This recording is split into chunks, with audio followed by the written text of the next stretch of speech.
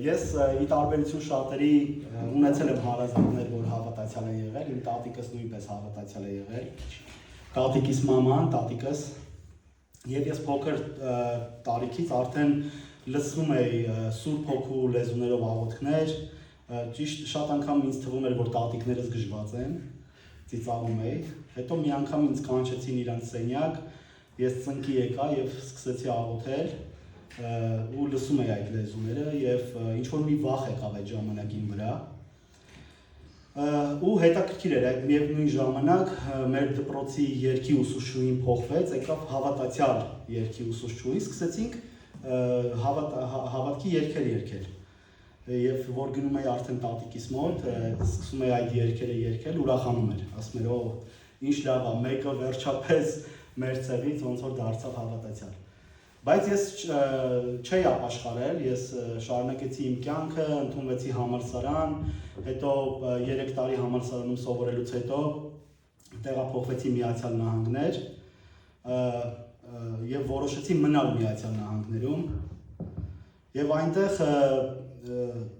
շատ գոր աշխատանքներ եմ կատարել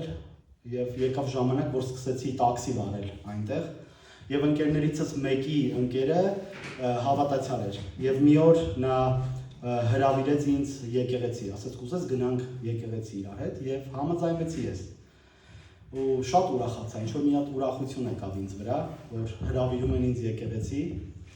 գնացի եւ շատ այդ խոսքը շատ իմ դուր եկավ, ոնց որ ինձ հարազատ էր ինձ այդ խոսքերը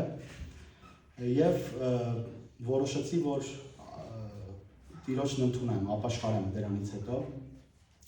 Իսկ Տիրոջ հետ իմ հանդիպումը եղել է դրանից 2 տարի հետո, երբ որ գնացել էինք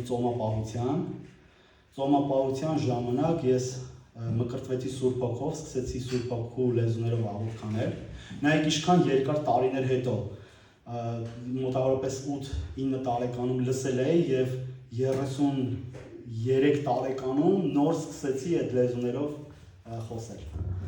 Այդտեղ եղավ Տիրոջ հետ իմ հանդիպումը, ես իմ սիրտը տվեցի Տիրոջը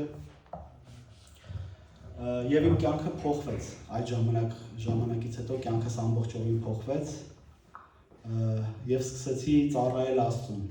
եկեղեցում տարբեր ծառայությունների մեջ։ Մի օր էլ որոշեցի, որ գամ Հայաստան եւ Հայաստանում էի արդեն